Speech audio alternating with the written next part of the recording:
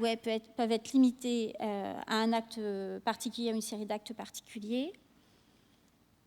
Et surtout, elle ne met pas fin aux procurations préexistantes. C'est-à-dire que s'il y a des procurations, elles vont continuer. Le juge n'a vocation à intervenir dans une habilitation familiale qu'en cas de conflit entre la personne qui a été habilitée et la personne protégée. Ça peut être dans le cas d'une succession, quand on a des intérêts communs.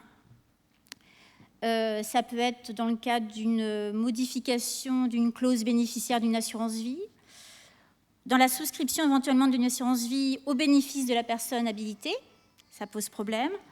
Et puis pour le logement, où là, le législateur a prévu également que le juge des tutelles a donné son autorisation quand il s'agit de disposer du logement. Résilier un bail, vendre un bien ou le mettre en location.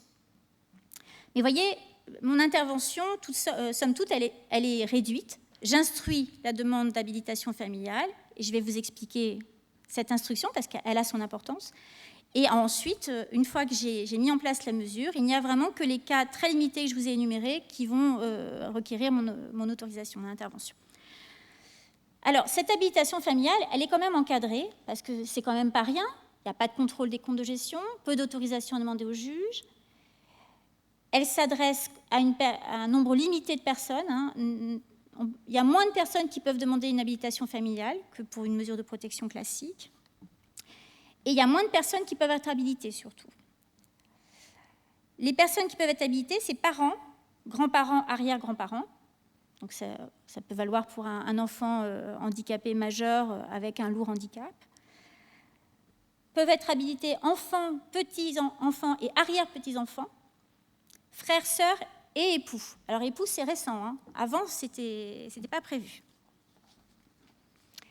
Les personnes pacsées et les concubins aussi. Mais partant de là, c'est terminé. Donc cousin, cousine, non. Neveu, nièce, sauf erreur de ma part, non plus.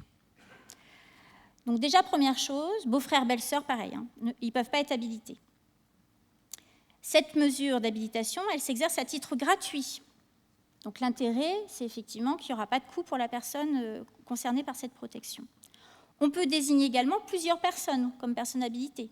Donc ça peut avoir un intérêt pour que ça soit moins lourd pour celle qui va être désignée. Ou qu'il y ait un double regard, une sorte de contrôle réciproque de ce que va faire l'un par rapport à l'autre.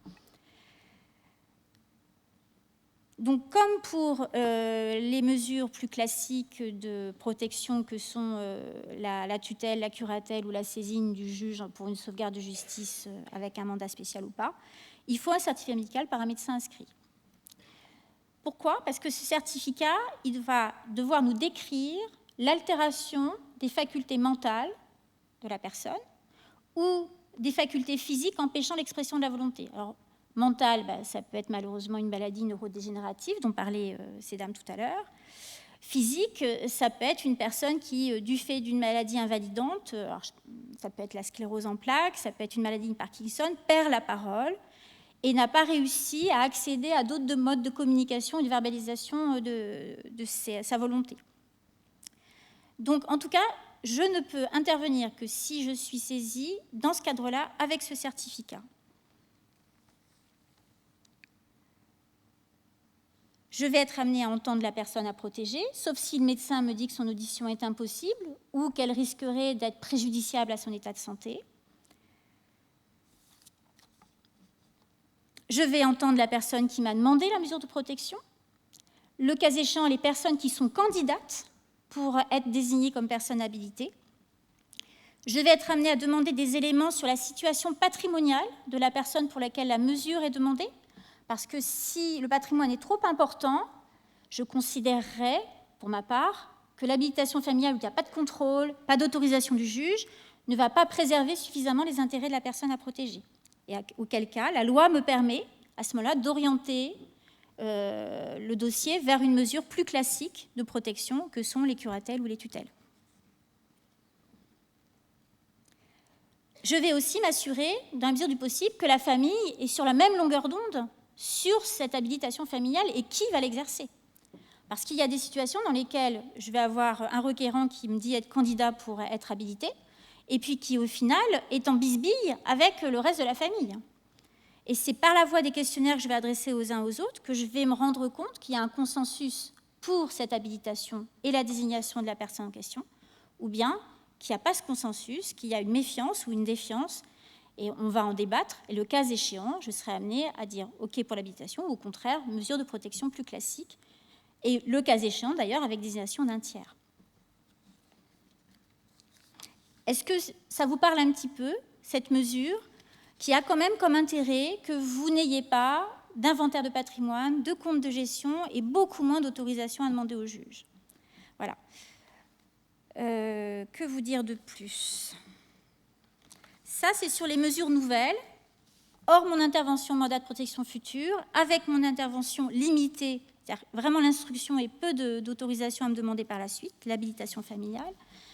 Et puis, il y a d'autres mesures qui existent, qui sont plus classiques, puisqu'elles datent des années 68, qui sont les mesures de curatelle et de tutelle. Ce sont des mesures de protection judiciaire. La mesure de curatelle, c'est une mesure qui s'adresse à une personne qui a besoin d'être assistée dans les actes de la vie civile. Assistée. Ça veut dire qu'elle va être associée, y compris par une double signature, aux décisions qui seront à prendre. Elle n'est pas passive. Cette mesure, c'est une mesure où la personne protégée est actrice. Elle n'agira plus seule quand il y aura des décisions à prendre, puisqu'il faudra qu'il y ait la signature de son curateur avec elle, mais elle est partie prenante dans les décisions qui sont prises. Cette mesure de curatelle, elle a quand même vocation, comme toutes les mesures, mais a fortiori celle-ci, de travailler au maximum sur l'autonomie et sur une reprise d'autonomie. Madame Giroir a pu décrire la situation de ce jeune homme. On a vu qu'avec des hauts et des bas, à un moment donné, cette mesure de curatelle, elle évolue dans le bon sens et on peut espérer qu'elle s'arrêtera.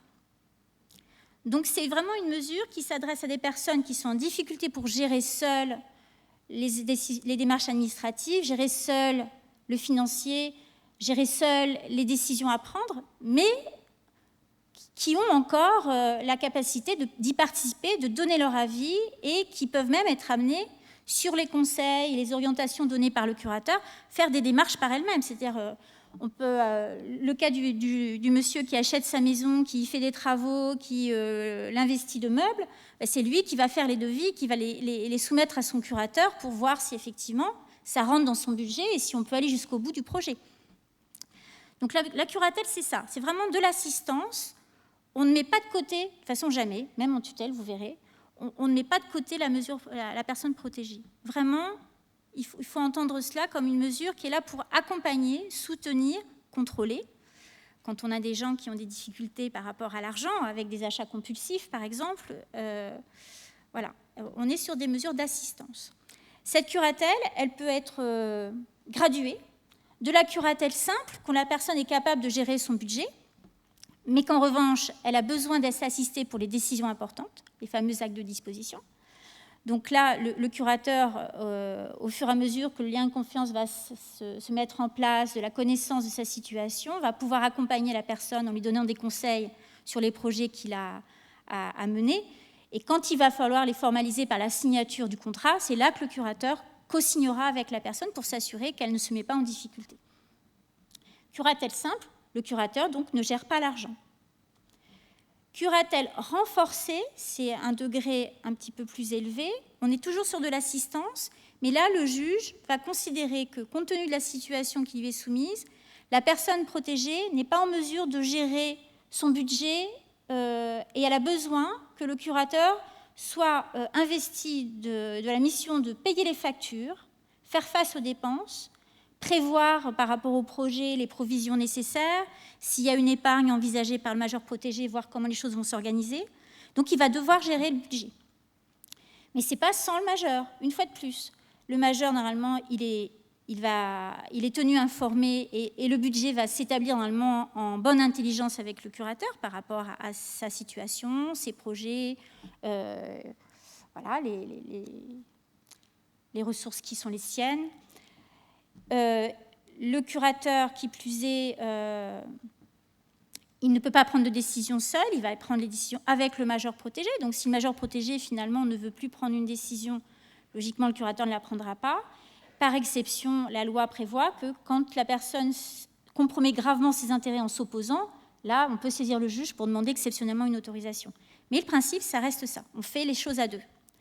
Et quand c'est une curatelle renforcée, le curateur désigné, que ce soit un membre de la famille ou un mandataire professionnel, devra rendre compte de sa gestion et au majeur et au juge, enfin au greffier en chef, pour l'instant. Parce qu'il va y avoir une réforme, ça va être déjudiciarisé. Mais voilà pour dire curatelle, assistance. Donc ça veut dire que quand on arrive à un âge où faire des démarches administratives devient compliqué, où on a peur d'oublier, où on sent que la mémoire file, on peut soi-même demander une mesure de curatelle. C'est-à-dire qu'on ne sera pas complètement dépossédé, mais on ne sera plus seul. On sera plus seul pour finaliser les démarches, on sera plus seul pour s'assurer que les factures sont payées, et quand il faut prendre des décisions, on aura quelqu'un qui sera auprès de nous pour veiller à ce qu'on ne fasse pas de bêtises. Alors ça peut être intéressant pour l'histoire de la personne qui est en milieu rural et qui est démarchée à tout va, parce que le curateur va pouvoir mettre le holà rapidement lorsqu'il a connaissance d'un nouveau démarchant. Je dis, attendez, il y a une mesure de curatelle, il ne pouvait pas signer seul ou elle ne pouvait pas signer seule, je n'ai pas apposé ma co-signature, donc je considère que cet acte n'est pas valable. Alors souvent, ça se règle comme ça, et sinon, on peut faciliter la demande d'annulation de l'acte devant le tribunal par la suite. La curatelle donc, peut être simple, sans gestion de l'argent, renforcée quand il s'agit de gérer le budget. Elle peut être aménagée, c'est-à-dire que je peux aussi faire du sur-mesure quand on a des personnes qui sont capables de faire certaines choses, moins d'autres, de pouvoir leur laisser la possibilité encore de faire ces actes dont ils sont encore capables et d'encadrer un peu les choses. Et puis malheureusement, il y a les situations dans lesquelles les personnes, du fait de l'altération de leur faculté mentale, ne sont même plus en mesure de participer aux décisions. Donc là, on parle de mesures de représentation, et la mesure classique et historique, c'est la mesure de tutelle. La mesure de tutelle, elle s'adresse donc à une personne qui, du fait de cette altération, ne peut même plus être associée par la double signature dans les démarches aux décisions à prendre. Il n'empêche que la loi nous rappelle qu'on doit respecter un certain nombre de principes. Alors, je vais vous lire le texte parce qu'il est assez solennel.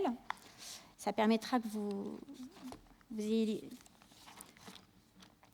Donc voilà ce qui nous est dit par le Code. Il est dit que les personnes majeures reçoivent la protection de leur personne et de leurs biens, que leur état ou leur situation rend nécessaire selon les modalités prévues par la loi. Cette protection est instaurée et assurée dans le respect des libertés individuelles, des droits fondamentaux et de la dignité de la personne, ce qui vaut également pour les tutelles. Donc on parlera de l'hébergement parce que c'est souvent ça qui est compliqué, où on fait du cas par cas. Mais voilà, la dignité de la personne est essentielle. Et la protection a pour finalité l'intérêt de la personne protégée. Elle favorise dans la mesure du possible l'autonomie de celle-ci. Et on rappelle que c'est un devoir des familles et de la collectivité publique. Donc c'est pour vous dire voilà, que ces principes ils sont essentiels. D'ailleurs, quand je désigne un mandataire professionnel, l'un des premiers documents qui va être élaboré avec la personne protégée, c'est un document individuel qui va l'informer de ses droits et qui va permettre de mettre un petit peu à plat les projets qui sont les siens et les objectifs qu'on va se fixer ensemble. Donc même dans le cadre d'une tutelle, on va essayer de recueillir la volonté de la personne, quelles sont ses envies, quelles sont les choses qui lui tiennent le plus à cœur. Et dans la mesure du possible, on va respecter cette volonté. L'exemple, c'est « je veux rester chez moi le plus longtemps possible ». Évidemment que si cela, va de pair avec des interventions au domicile qui sont acceptées par la personne pour pouvoir l'aider pour le lever, la toilette, le portage des repas, pour que les services infirmiers puissent passer pour s'assurer que les médicaments sont pris comme il le faudrait pour qu'il n'y ait pas de dégradation de l'état de santé. Tout ça, ça va permettre effectivement un maintien à domicile. Mais parfois, c'est l'argent qui fait que ça devient compliqué aussi de rester à domicile. Donc voilà, c'est pour ça je vous dis, c'est du cas par cas. Le tuteur désigné ou le curateur désigné, il va essayer d'examiner tout ça avec l'intéressé pour voir comment les choses peuvent s'articuler au mieux. La difficulté étant, la limite étant que parfois, malheureusement, la maladie fait qu'on ne se rend plus compte qu'on est en perte d'autonomie. Et on en revient à l'intérêt d'anticiper au maximum les choses avec ce fameux mandat de protection future qui peut être vraiment une solution à exploiter plutôt que de se retrouver démunis et où on a les familles ou les mandataires sont en difficulté pour parer et prendre les mesures nécessaires pour la suite. Qu'est-ce que je voulais vous dire de plus ? Que le tuteur, pour le coup, lui, il est très encadré dans le travail qu'il va devoir faire. Une fois qu'il est désigné, il va devoir faire ce fameux inventaire de début de mesure, c'est-à-dire qu'il doit remplir un document, on lui demande de dresser de façon exhaustive l'état patrimonial de la personne, les biens immobiliers, les avoirs financiers, les difficultés en termes de dette, etc. Il va faire un budget prévisionnel, c'est-à-dire qu'il doit informer le juge de ce qu'il a connaissance des ressources et des charges. Ça peut être intéressant pour nous parce que si le budget est déficitaire, on sait qu'on risque de nous solliciter ensuite pour débloquer de l'épargne, pour pouvoir abonder le compte courant et payer les frais de maintien à domicile ou de maison de retraite. Ensuite de cela, il va adresser des comptes de sa gestion tous les ans. Alors jusqu'à maintenant, c'était le directeur de greffe du tribunal qui le faisait gratuitement. Là, il y a une loi qui est sortie, on attend les décrets d'application, mais à partir normalement du début de l'année prochaine, ça ne sera plus gratuitement par le greffier en chef du tribunal, mais ça sera par des personnes qualifiées, si ce n'est pas un membre de la famille. L'intérêt des membres de la famille, c'est que c'est gratuit, et sinon, ça pourra avoir un coût pour la personne protégée. Et le tuteur devra beaucoup plus demander d'autorisation qu'un curateur, qui finalement gère la mesure avec la personne protégée, ou qu'une personne habilitée aurait à le faire, puisque le tuteur doit demander l'autorisation du juge pour les dépenses qui sortent de l'ordinaire. En tout cas, nous, c'est une politique qu'on a mise en place et qui permet une meilleure transparence quand les comptes de gestion doivent être vérifiés. Il doit demander l'autorisation du juge pour les actes de disposition.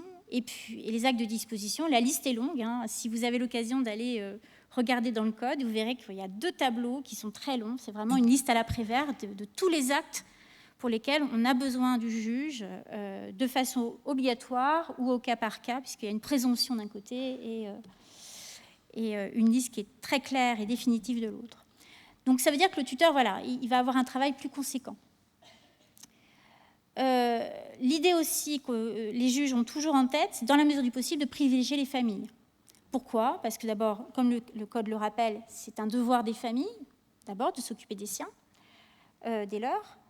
Et puis l'autre intérêt, c'est que c'est gratuit pour la personne protégée. Voilà.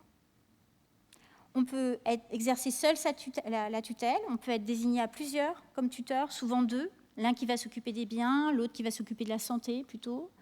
On peut envisager qu'il y ait un subrogé tuteur. L'intérêt du subrogé tuteur, c'est qu'il est en retrait un petit peu, mais il reste dans la course. C'est ce qu'on indiquait pour les parents âgés qui s'étaient désengagés de la mesure de protection, mais qui étaient quand même subrogés. Et comme je disais tout à l'heure, ou comme il a été dit tout à l'heure, le subrogé tuteur, il est tenu informé des décisions importantes. Il est co-signataire de l'inventaire de patrimoine et c'est lui qui va vérifier les comptes de gestion. Et ça a son intérêt par rapport à cette réforme qui va intervenir, c'est que c'est gratuit pour la personne protégée si c'est un subrogé tuteur ou curateur qui est membre de la famille, alors que si c'est un professionnel, ça aura un coût. Quand on est désigné en tant que membre de la famille, l'enfant ou le conjoint, il est un peu tenu de gérer autant que faire se peut la mesure de protection. Si c'est d'autres personnes, on n'a pas l'obligation de tenir coûte que coûte sur 5 ans et plus la mesure de protection. On peut se désengager à un moment donné. Enfin, pratiquement, on peut avoir l'époux qui a été désigné initialement et qui fatigue ou qui a des problèmes de santé et qui, à un moment donné, va me demander à passer la main.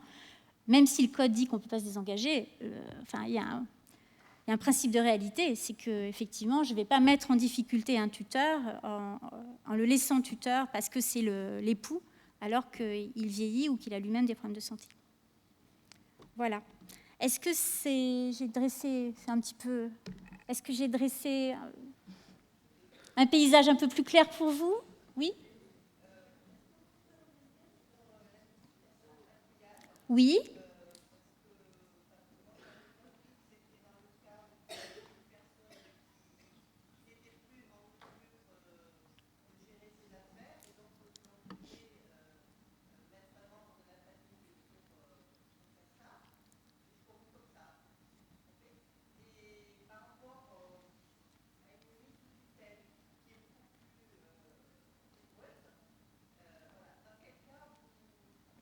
c'est ce que je vous disais tout à l'heure. Souvent, l'habilitation familiale, d'abord, ça ne peut être qu'un membre de la famille, hein, ou voilà, qui peut être désigné.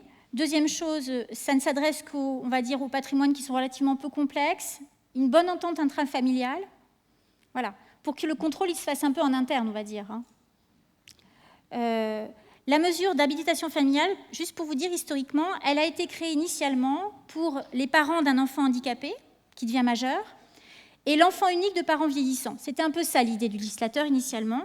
Et puis, ils ont élargi et finalement, il n'y a pas que ces situations-là qui peuvent faire l'objet d'une demande d'habilitation familiale maintenant, puisqu'on peut très bien avoir plusieurs enfants qui vont solliciter l'habilitation familiale. Voilà. Mais c'est ça, le distinguo entre l'habilitation familiale et la mesure de tutelle, c'est dans un cas, les personnes habilitées, c'est pas n'importe qui, c'est vraiment, on est plutôt le cadre familial, hein, une liste limitative. 2, un patrimoine financier pas trop compliqué, parce que sinon, moi, je considère que c'est pas assez protecteur, puisque je n'ai rien vérifié, hein, et qu'il y a très peu d'autorisation. Et une bonne entente. Une bonne entente, parce que finalement, c'est par la bonne entente que... Alors souvent, moi, dans ces dossiers-là, admettons que j'ai un enfant désigné dans une fratrie de 3 ou 4, l'enfant désigné, en fait, quand il fait quelque chose, il envoie un mail aux autres. Et puis, il doit être en mesure de mettre à disposition du premier ses comptes. Les comptes doivent être accessibles pour être vérifiés. Hein. C'est vraiment ça l'idée. Donc, d'où l'intérêt, effectivement, qu'il y ait une bonne entente. Quand il y a une mésentente, quand il y a trop d'argent, trop de patrimoine, l'habilitation, elle sera exclue. Ça répond à votre question ? Est-ce que vous avez d'autres questions sur les mesures de protection ? Oui, madame ? Oui, s'il vous plaît. J'ai pas vu. Qui... Ah oui, bonjour, monsieur. Oui, est-il possible de passer d'une situation de tutelle à une situation de protection familiale ? Et si oui, quelle est la procédure ? C'est-à-dire que, par exemple, on peut effectivement partir initialement sur une mesure de tutelle parce qu'il y avait beaucoup de démarches à faire, il y a plusieurs successions qui n'avaient pas été réglées, il y a des biens à vendre, il y a plein de choses qui nécessitent effectivement... Alors, ce n'est pas uniquement le logement principal, hein, ça peut être des terres, etc. Donc là, dans un premier temps, je peux considérer qu'il y a besoin que je puisse vérifier que les choses sont faites correctement, que les biens ne sont pas bradés, qu'il n'y a pas de difficultés particulières. Et une fois que la situation est assainie et simplifiée, effectivement, j'ai des situations dans lesquelles on va me demander à basculer en habilitation familiale. Donc à ce moment-là, j'ai une requête, un nouveau certificat médical d'un médecin inscrit, je reçois, et si je considère qu'effectivement la situation correspond maintenant aux critères que je vous ai rappelés, on peut très bien basculer sur l'habilitation familiale, à condition qu'effectivement ce soit un membre de la famille qui soit désigné. J'avais une autre dame qui voulait poser une question. D'accord.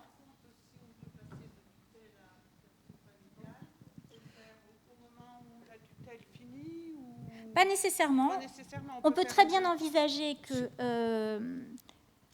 Oui, on peut anticiper.